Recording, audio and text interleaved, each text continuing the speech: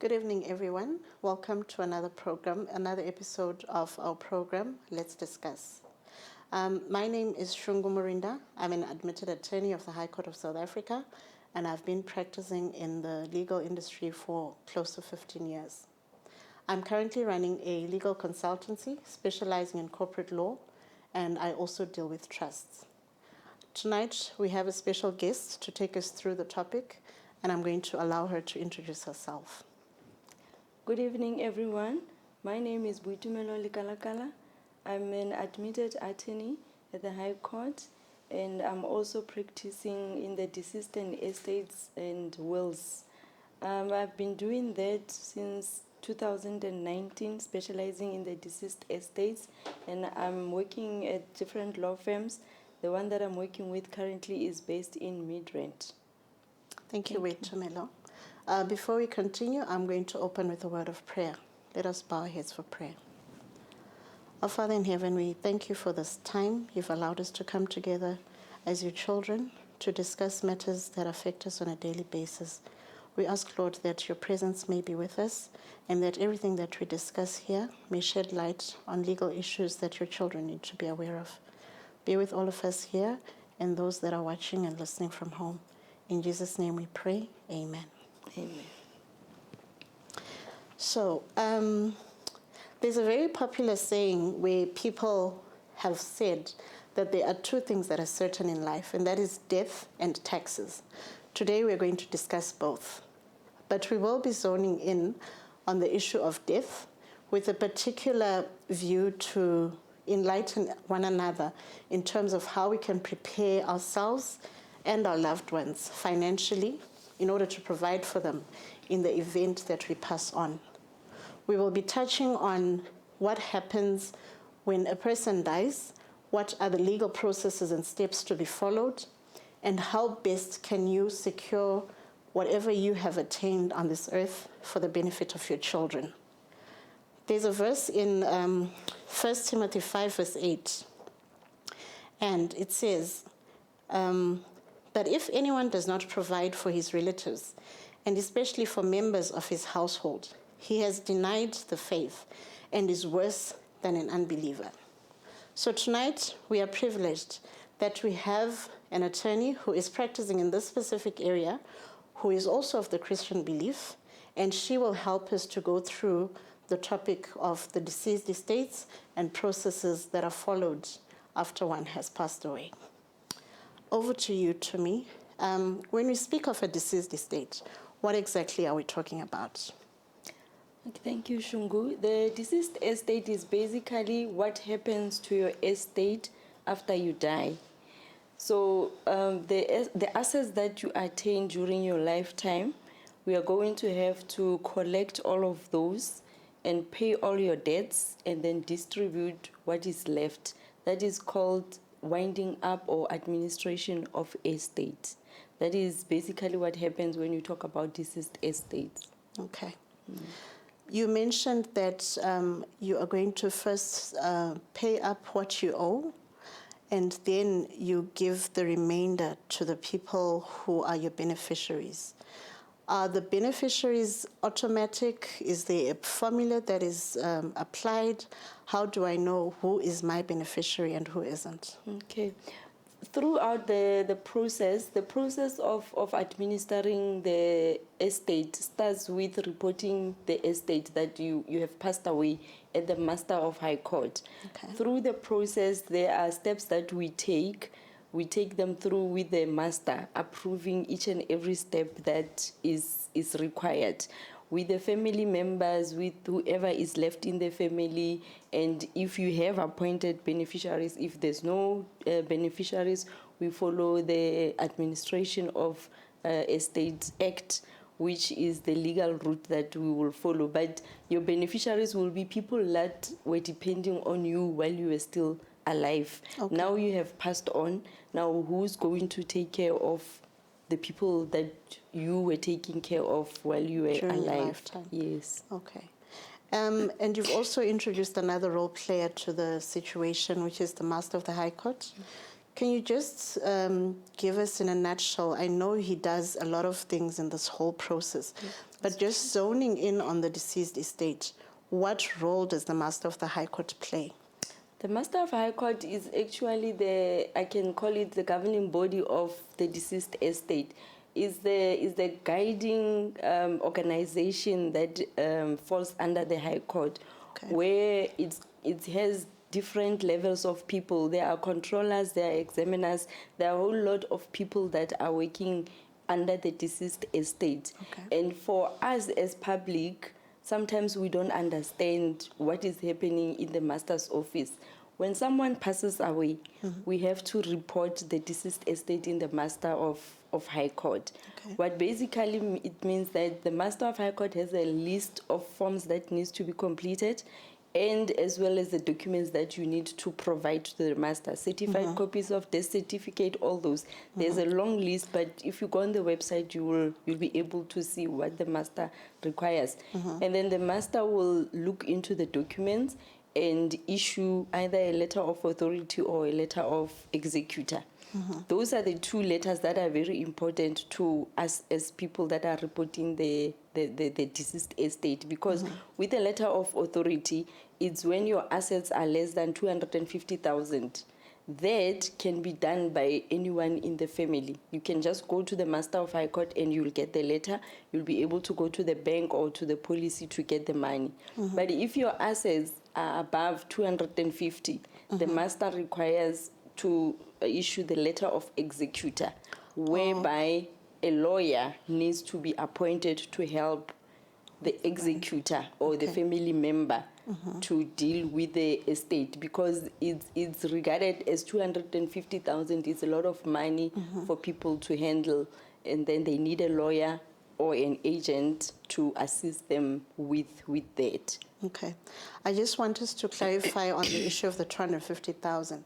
We are not just talking money per se, like money in the bank. So we're looking at the value of your assets, for example. Yes. So what would that entail, just as a way of practical example for the public? Yeah. The assets under deceased estate includes immovable property, which is your house. It will include your movables, your cars, if you have paid them up, and all the money that you have in your account, like investments, savings accounts, and policies that you have. And then, those are the common ones that we normally have. Because with pension fund and retirements and all those, sometimes when you appoint your own beneficiaries for pensions and provident fund, they don't fall into the deceased estate. So they will dissolve automatically under the beneficiaries that you have appointed. But when we talk about assets, we are focusing on the house, the jewelries, and the money, the policies, and all the even cash your that bitcoins are included. Oh yes, the bitcoins, everything that you have under your name, those are the assets. Yes. So the basic distinction is less than 250,000, you get a letter of authority, and anybody can do that. But if it's above 250,000, then you definitely need an attorney to assist with the winding up. Yes. When anybody goes to the Master of High Court and tries to report, the master will ask, does the person have a house? That's the most common one. And then they will say, for example, an RDP house is these days is 300. So immediately when you say a house with 300 paid up, then it falls, and then they will say, go back and get a lawyer. An executor to assist. Then the lawyer will come in. All right. And then while we are there now, we've now brought in an executor. Can you just give us a more detailed explanation as to what their role entailed? You've already spoken about putting together the list of assets. So you, for example, I appoint you as an executor. What then are you going to do? I've given you my documents, filled up the forms. What's your next step? Okay, the executor will take the forms, will go to the Master of High Court and will submit. The master will start on the documents. We will tell the master that I have appointed Boitumelo Lekalakala as my executor. Here are the address and telephone number, everything. So the master will be communicating with me on your behalf, because now I will be an executor/agent for you as a client. So I will submit the documents, I will communicate with the master. Every little query that the master has will come through to me, I will submit. And then at the end, when the master has approved of everything, because as an executor as well, you have to advertise, go through the process of the master, advertise on the newspapers, government gazette, keep the copies, submit to the master, show them the proof there for the L&D. The L&D must be approved by the master. And then at the end, when all the debts have been paid, because remember, with all the assets that we are going to collect, we still need to pay all the debts that you had. So we will have to pay the debts, including your favorite SARS. And after that, the master will say, I'm happy, you can distribute. Okay. That's when we will leave money for your children or distribute to your uncle or whoever that was left. I'm interested in where you mentioned that you mentioned something like an L&D account. Yes. I just wanted to further define it for the sake of everyone. Okay. What is that account? What is included in there? What is the purpose of it? And what does it show at the end of it all? Okay. Remember when I said we submit documents to the master? At that point, we are saying to the master, this is what we know. This is the house that Shungu has, and this is the car, and this. At that point, we haven't even contacted all your banks. We don't even know how much you have at Standard Bank, FNB, and Capitec. So at that point, we are saying to the master, the house is worth 300,000. So can we go ahead and do it with the letter of executor? And the master says, you as an executor, go ahead and go and find out what else is there. And then we go out and we collect everything that we have. We send the letters to the banks. We collect the money. We open an account that says late estate Shungu, and then we put everything in there. Where is this account opened? You can open it in any bank, any banking institution. As long as it has to say late estate with your details as the late, because it's your deceased account. Yes. And then we put all that we have collected in the bank, and then now we know the estate is no longer with 300, it's now with 500. Yeah. Then with that, we have to draft an L&D account. It's the liquidation and distribution account. Okay. So that we put all the movables with their value, and the values we're going to get from the valuators.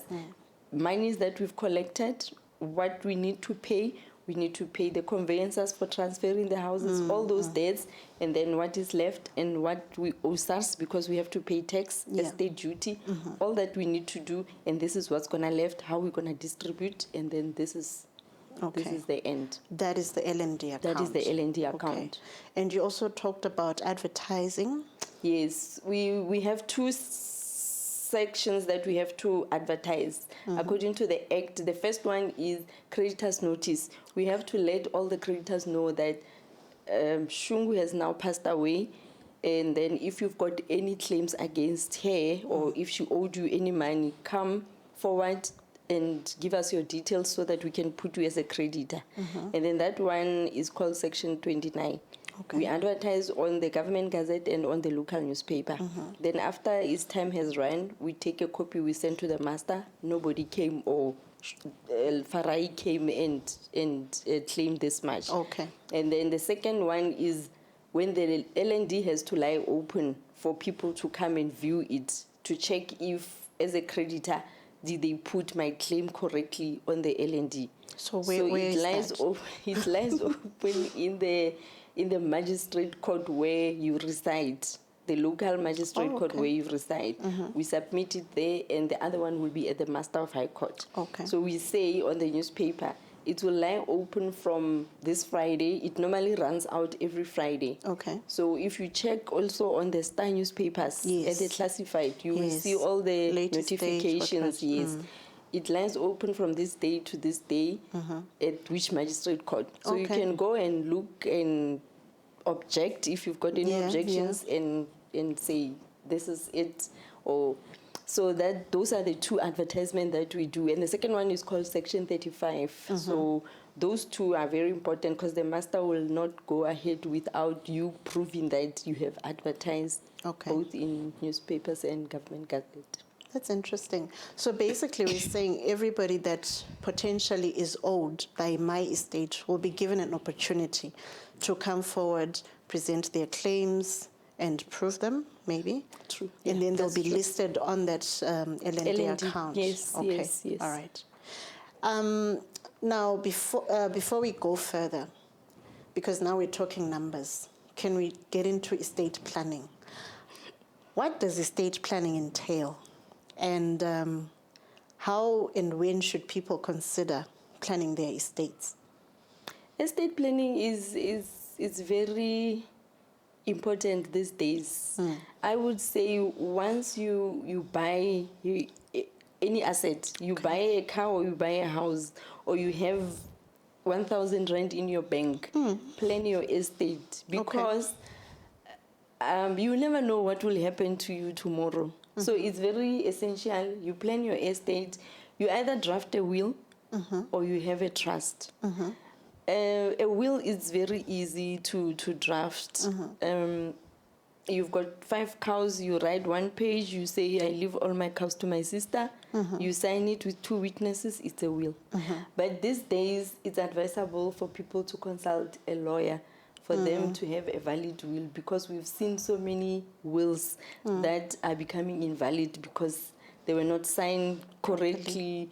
Witnesses were the people that were benefiting. So it ended up being invalid. And yeah, it's advisable to contact a lawyer to help you draft a will. And then a trust as well. You can have a testamentary trust. You can put in your will that when I pass away, I would want a trust to be open and all my assets be put in the trust for my children, for the benefit of my children. And as well, people that are getting married in community of property, they can do a trust as well. You put everything in there. When one of you is late, the other one will survive with the children based on the testamentary trust. Yes. Interesting. But I want us also to just take a step back. You talked about wills. And you mentioned that you're finding that there are a lot of wills that become invalidated because they were not properly executed and signed and everything. How would you advise a person who has drafted their will, but they're still debating on certain decisions? Time is running out. You don't know what happens tomorrow. They could be hit by a bus. How would you advise such a person the importance of making sure that the will is complete before anything does happen to them? Would it be acceptable to know that this is what Tumi wanted, but she passed on before she signed it? How can we work around that? Because I've dealt with similar issues, and people are adamant to say, no, but this is what they said. You know, I like what you're saying, because that's what we see every day. Master of High Court will not even take it. You'll take us to the High Court. The judge will not take it, because it's what is on paper that is going to talk to us. What I was thinking or what I was gonna do tomorrow, or it's sad to see how children suffer because their parents never signed. The document is there. Just his signature, or he didn't initial all the pages, and then it's invalid. So we need to make sure that our wills are valid and proper, and as well keeping copies, because it's 2 originals. One you keep safe, and one you keep to the person that when you pass away will be able to show us this is the original. And when there's a discrepancy between the two? That's the thing, because now we have to go and run to the High Court, and it's costing the estate money, because to see a judge for him to determine what the deceased was thinking, it's very costly. Yeah. So let's just make sure we see a lawyer, we draft a will, or even a wills practitioner at the banks. I see now most of the banks, they offer wills. And I also know that our legal counsel as well. They offer that Wills Week in September. Yes. So people can go to any lawyers that are participating and get it free. Yes. A will is free in September. Yeah. And there are also templates that are sold. Would you advise people to follow that, or? If your estate is complicated, no. But if you have 2 cows, then yes. But what would be regarded as a complicated estate? Because I might be looking at it and thinking it's simple, but in your view, it's complicated. If you are married, you've got an ex-wife, Okay. you've got illegitimate children, Okay. you've got parents that you are maintaining at home, you've got your sister's kids that you are putting in university. Even if you don't earn much, that setup for me is complicated. And once you pass away, all those people are going to crash down on your children's assets. Yeah, because they were all Everybody benefiting will from want you. a share, and unfortunately, maybe it will be small assets at that time. Yeah. We don't know how you were Intending to juggling go. things for you to afford. But if you know your life is very complicated, please state on a paper what and you be want specific. us to do. Yes. Now, you mentioned a marriage as one of the biggest complications. There's different types of marriages.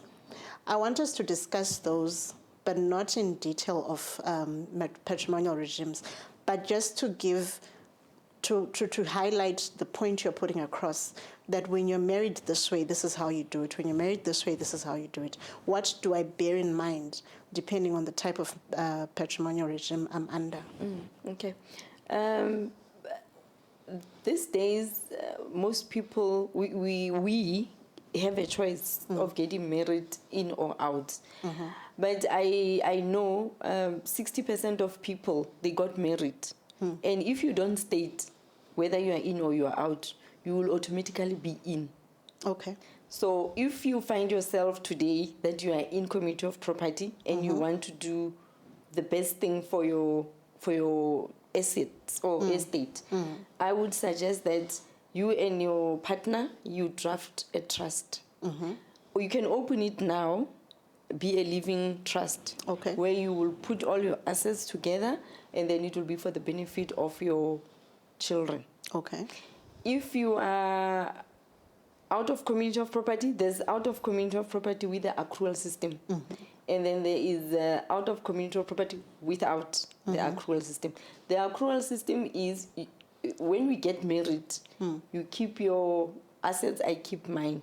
And then when we get into the marriage, what we accrue inside the marriage, we share. That is with the accrual. Okay, let's go through that slowly. I bring house. I bring my car, you bring your house.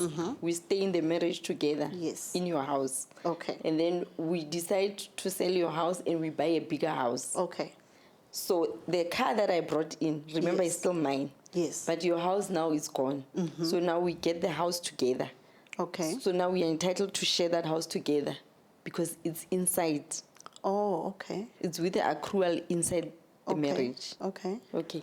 So now when it's without, whoever after the marriage acquires more assets, when you pass away, we have to check which one is bigger than who. And then the bigger one has to share and give to the smaller one. Okay. So if it happens that the party that has the larger estate passes on before the one that has the smaller estate, We have to share from the from bigger the one. bigger estate. But And if the it's smaller vice versa, one, then there's nothing. We claim the estate of the one that has passed. We claim from the surviving spouse. Okay. Now let's bring in a will. Okay. We are married out of community of property with accrual. You've got a will. I've got a will. I pass your on, will? I have a smaller estate. On my Yes. will, I nominate my spouse, I nominate my children as my beneficiaries. let's start with the spouse. What will the spouse get and what will my children get? But let's start with the spouse. In your will, you will say you are married out of committee of property. Yes. Now you've got the accrual system. Yes. So we go down and we say, how much did you have? How much is your estate worth? Okay. Let's say, for example, it's 300,000. Okay. Your spouse is 600. Yes. And then we go, I nominate my spouse as the beneficiary and my children.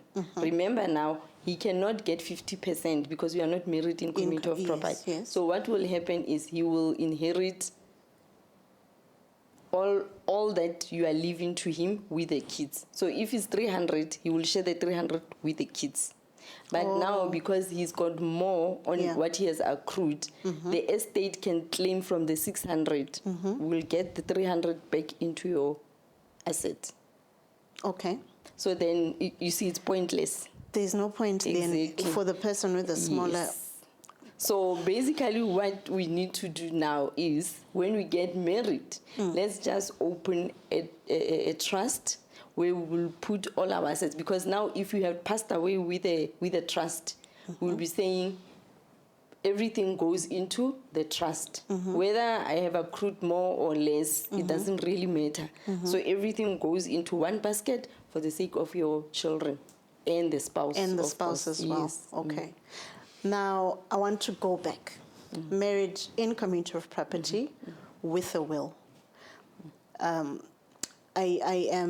We are married and it's 50-50. Yes. But in my will, I say I want my house to go to my children. Only. Only. Okay. I don't put my spouse. We are married in community of property. How does it then work? Okay. How are you as the executor going to deal with that? Okay. According to the law, if you are in community of property, you only entitled to make a will on your share of the community of property. Okay. You can say, I leave my 50% of my house to my children only.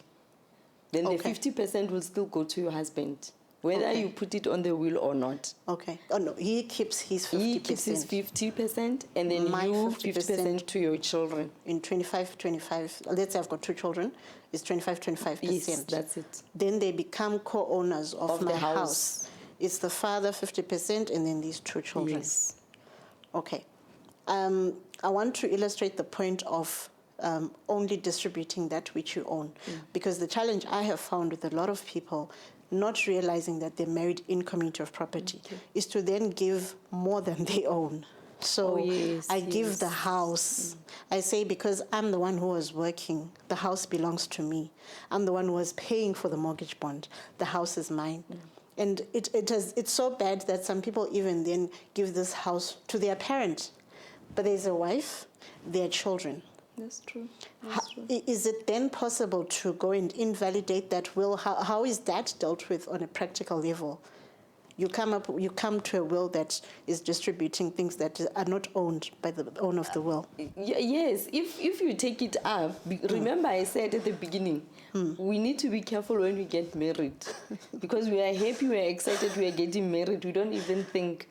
But to bring you to the short answer, you will have to go to the High Court to invalidate that will. Okay. Because you cannot be distributing or putting more of what you own into your will. But as well, if you consult a lawyer when you draft a will, the lawyer will be able to tell you that we cannot draft a will that states that you owe 100% while your husband has 50% because of in community of property. Okay, so we're saying in the drawing up of a will, your lawyer is able to advise you first based on the type of marriage that you have. So I bring my marriage certificate and you're able to tell this is in community of property or this is out of community of property. And then it's done properly. Yes. Okay. When you make a will, that's the other thing. When you make a will, you bring all your documents. You bring your children's birth certificates, you bring marriage certificate, you bring everything. Because now remember, I need to understand how well I must represent you on this document. Because you might come and say, I want 1-page will that you need to draft quick. And when I look at your documents, and I'm like, no, you can't, because you've got 2 children at home, you've got this, you've got that, we need to do it this way. So a lawyer will be able to assist further. And we've had instances where a married couple has secrets that they have not disclosed to one another, either a previous marriage where there's debt that's following them that they didn't disclose to this one. So, for example, I get into a marriage, but I'm coming from a first marriage where in that marriage I was married in community of property. Okay. There's debt that I left that I was supposed to also service. I get into this marriage. Does that debt follow me and affect the joint estate I'm going to now have with my new spouse? Yes. It does? Unfortunately. Remember, when it's like when you have an ID number, it will follow you wherever you go. Okay. You can't change your ID number. You'll change your surname, but the number will still be the same. So wherever you are going with your dad, It and follows. unfortunately, as you speak about it, even tax is the same thing. It will follow you. So- it will get through to you. Even when you passed away, we'll be able to say, Shungu didn't pay income tax, so we need the money. Before we can beneficiaries are given yes, their part. unfortunately. Wow. Unfortunately. And still on the secrets, there are children that are born outside the marriage. Of course, with women, it's difficult to hide children. So say the husband has had a couple of other children born not within this marriage that he has during his lifetime. How are those children catered for in an instance? Now, I want us to also touch on interstate succession, where there is no will. And this father has left the children in his marriage and other children outside of the marriage. All right. How are those children's interests protected by the executor, for example? How are they made visible and to become beneficiaries of the estate? Okay, all right. In the deceased estate, we've got 2 types of process. We've got the testate succession and we've got the interstate succession. The testate succession is when you have a will. Okay, When you have that's what we've drafted been- a valid yeah. will. Okay. Because it might be invalid. So if it's Yes. valid, the master accepted, we call it testate. That's Okay. when we follow your wishes, how you wanted to be buried, where you wanted to be buried, and all those. And if we give all your 2 cows to your uncle, we do that. Okay. Master will not disagree, the High Court will not disagree. Even if there's children, even if there's a wife? Even if. Okay. Then we go to the interstate succession. That is the most common ones that we see, unfortunately, and it's not really a pleasant thing to see every day, but that is what we see. Where you don't have a will, we have to follow the Administration of Estate Act. Okay. The Act says we follow the bloodline of the deceased. Okay. Okay. So the Act says if the person that has passed away, first we look at, does this person has a spouse? Okay. So spouse comes first than a parent or anybody. Sibling. If the spouse is not children, no children, okay, sometimes it's spouse and children. So we follow that. Okay. And then if only children, we follow that. If there's nothing, we go up. Does this person have parents? We go up to parents. Okay. If no parents, sisters and brothers. Okay. So when we look at it further, when we say children, Yeah. okay, let's start with spouse. When we say spouse, we're talking about legally married spouse. That's also a hot topic on its own. Yes. Yeah. We'll go into it one day. Yeah. But yeah, we say legally married spouse. And then divorced doesn't benefit. yeah. Deceased won't. Okay. The legally married one.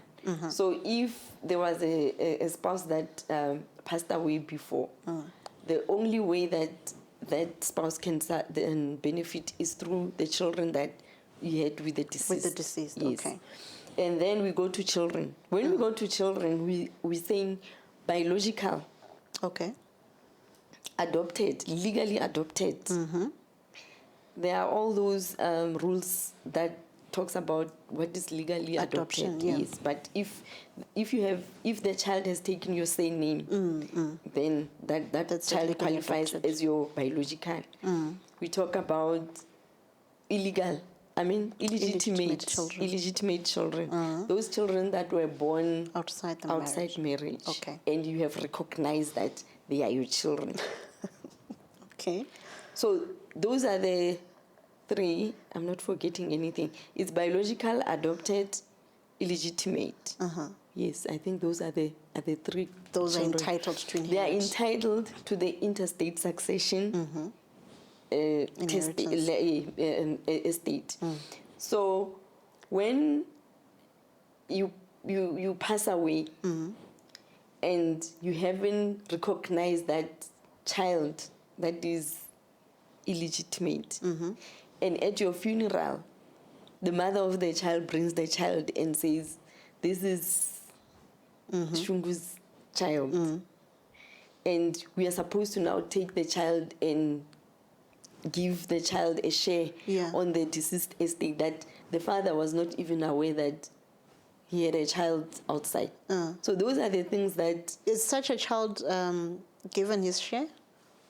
If there's those are the dispute? things that... No, it's a dispute. We go the highway, and the high court, and we battle with it, because really as a surviving spouse, you are looking at your children, and there comes another child. But if there's an aunt who was told these secrets by her brother... But if there's no aunt, that's the thing. So that is the issue with this interstate succession. It's a problem. It's a big problem, because the high courts are full because of these issues that we are fighting for the estate. And you find even the deceased himself didn't even know about it.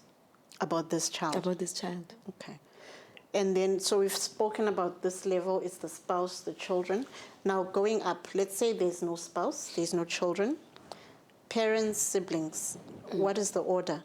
It's parents first. Okay. If the surviving father is alone, then the father will inherit. Okay. If it's the mother only, the mother will inherit. If both of the parents are not alive, we'll go to the sisters and the brothers. What if there's a parent and siblings? Do they inherit together or just the parent? No, remember the both parents will get 50-50. Yeah. So if the mother is the one surviving, the father has passed away, the mother will get 50. And the 50 of the father will be shared by the children, the brothers, which are his siblings, the deceased siblings. Okay. But even if the father, or even if the father had adopted 2 children, remember now they are qualifying as the father's children. Yeah. So they will also inherit. Okay. But the best part is, if there are no parents and no sisters, we go to the uncles and aunts. Which side gets priority now? Because we've got a maternal, paternal... We check which one is... Okay, so it's quite a matrix to work out. But it's clearly stated how it should go. Yeah, no, it's even on the act, it will explain to you where you are going and how you're dividing it. Okay. Yes. Okay, I'm looking at our time and I'm thinking there's another aspect of the whole succession story. We touched on it when you talked about the L&D accounts, and that's taxes. I just want us to go through the various types of taxes that you can expect to pay when winding up the estate. It's quite interesting because most people don't want to talk about tax, but it's very important. It's there, yes. The most important one that I like emphasizing is income tax. Okay. It's very important, and we take it for granted. If you don't pay your income tax and you pass away, we have to pay it out of your estate. Imagine if your children are not going to inherit anything because my mother didn't pay a tax. So you mean that filing that we do annually for income tax, if I'm behind on that and I'm owing SARS, they'll come after it when I die? Yes.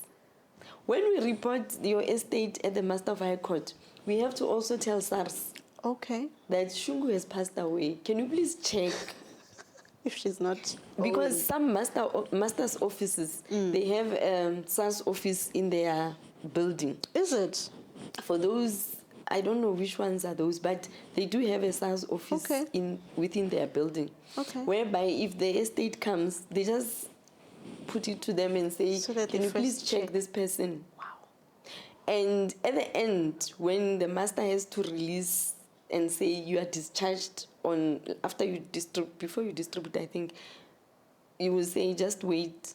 Let's wait for the SARS. It's called SARS certificate to say that There's Shungu is 100%. Okay. Yes. Only once the executor gets that, then they can proceed with everything else. Yes. Okay. Yes. So that's income tax. That's income tax. And then the other one is capital gains tax.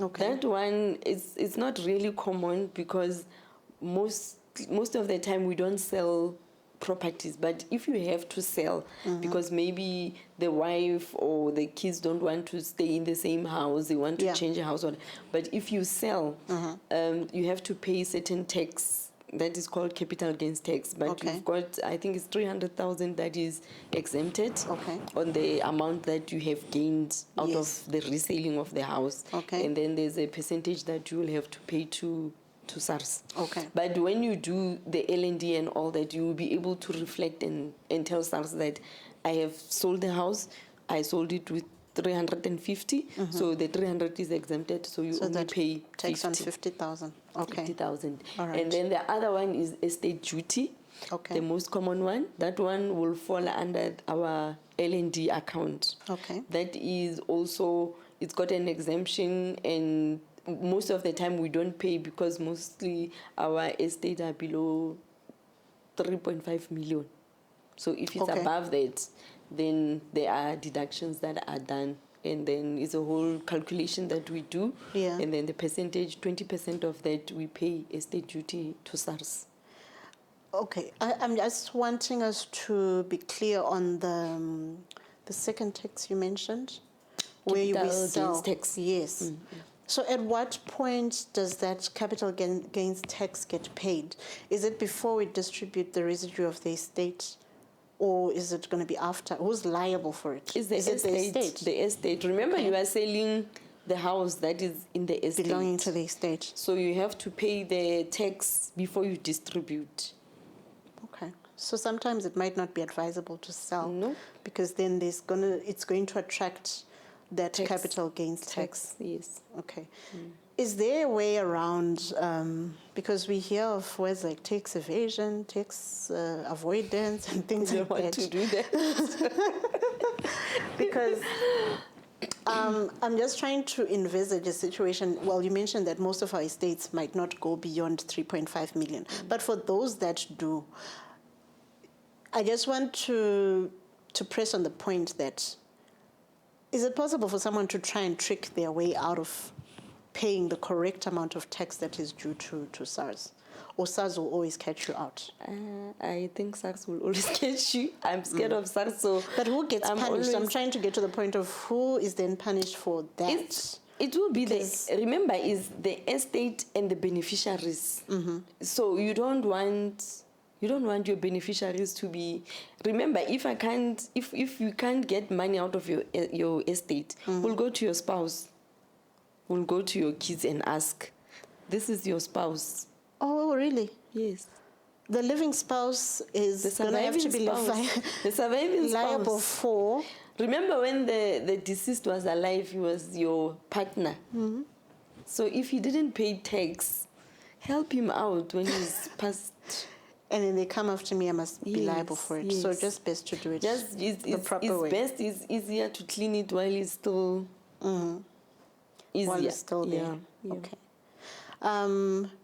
So in kind of just to tie it up together, I just want us to go into the highlights of the importance of estate planning, the importance of a will, because we've touched on various types of problems that could come up. What would be your word to not just us as Christians, but members of the public? Because we hear, in COVID times, people have passed away unexpectedly most of the times. You leave young dependents, old dependents, and whatever. What would be your last word in terms of how best to go around estate planning and ensuring that your dependents get what is due to them and nobody is cheated out of the inheritance. Okay. I will say, before you get married, discuss. I know you'll be excited, you'll be happy. Discuss how you want to plan your estate together. It's easier to say out of community or in community, but do you really know what is the What it meaning of entails. in community? Discuss about the marital regimes that are there, and have how do I put it, a frank Conversation. discussion. Yes, it's easier to be clear at the beginning than to go 10 years down the line and you say, but you didn't tell me, but you didn't tell me. But I say, yes, discuss. And then as soon as you start working, for those people that are starting to work, have a will. When you open a bank account, ask them, can you please draft a will for me? Yeah. You might be thinking it's simple, I'm only earning this much, I'm starting to work, there's nothing that's going to happen to me. Just ask the bank to draft a will for you. Even if it's a one page, it's fine. Keep it at the bank. Update it Yes, I was more gonna go on regularly. that. Yeah. If you buy a house, you buy a car, you open a policy, update your will. Yeah. On your will, please appoint an executor. Appoint an executor that will be able to put your best wishes when you are gone. Because it's pointless for you to appoint your grandmother. Because when you passed away, what will your grandmother do?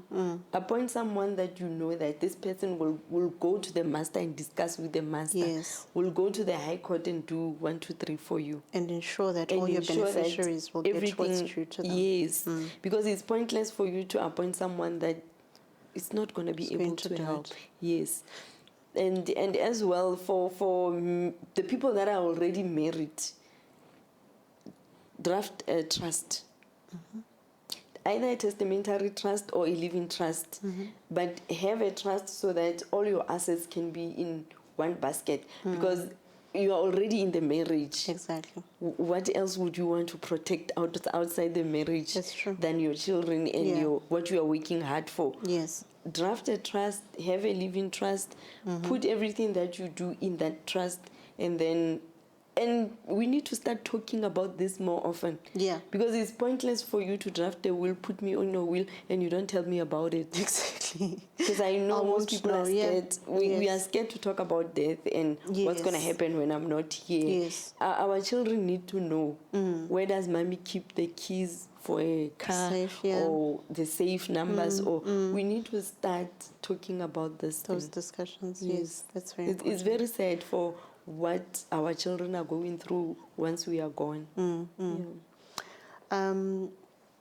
I just want also to tie in the ideas around,